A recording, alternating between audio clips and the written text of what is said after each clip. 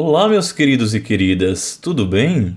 Aqui é o Oráculo e... Bem, me diga, você já se pegou realizando uma tarefa que considerasse inútil ou inacabável ou até mesmo impossível? Como, por exemplo, tentar explicar ao seu tio que a piada do pavê está ultrapassada há uns 30 anos pelo menos? Na verdade, penso que todos nós já passamos por situações assim.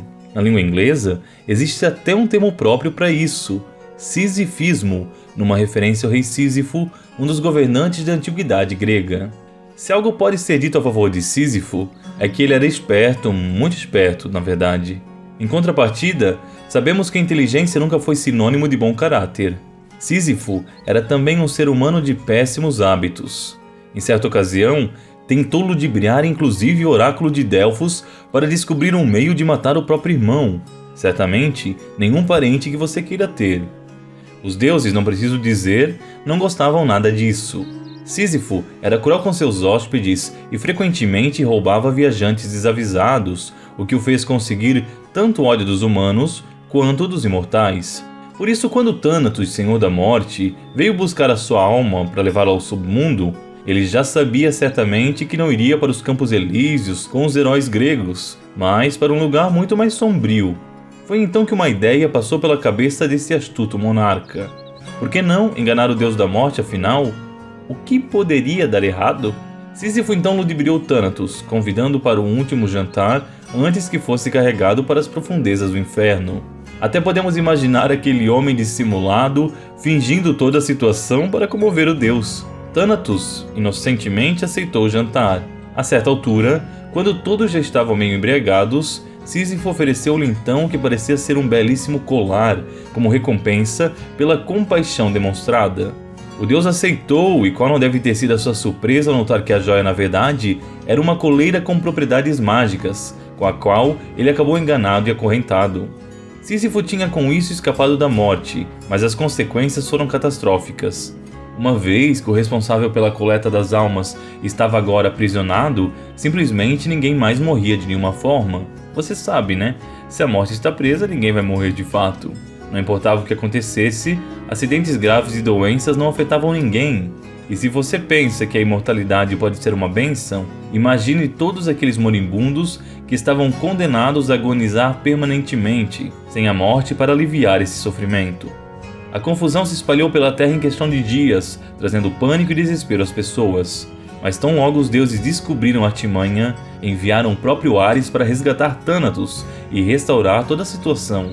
Enganar a morte tinha sido fácil, claro, quem não, né? Mas Ares estava acima de suas tramóias. Ao perceber que fora derrotado, Sísifo então se arrependeu e espontaneamente soltou Thanatos, deixando-se conduzir finalmente ao pós-vida, onde, devido ao seu último gesto de grandeza, recebeu um lugar melhor do que esperado. Se tudo terminasse aqui, teríamos uma história com um fim bonito e uma bela lição de moral, correto? Mas não. Novamente, é claro, o rei estava mentindo. Secretamente, enquanto se despedia de sua esposa, ele pediu que ela não lhe desse o enterro, mas que deixasse o seu cadáver exposto para que fosse devorado por animais selvagens. A coitada, que o amava e era fiel, atendeu a esse estranho e inusitado pedido. Isso deu a Sísifo o direito de reclamar ante o tribunal de Hades por reparação pela ofensa supostamente cometida contra o seu cadáver.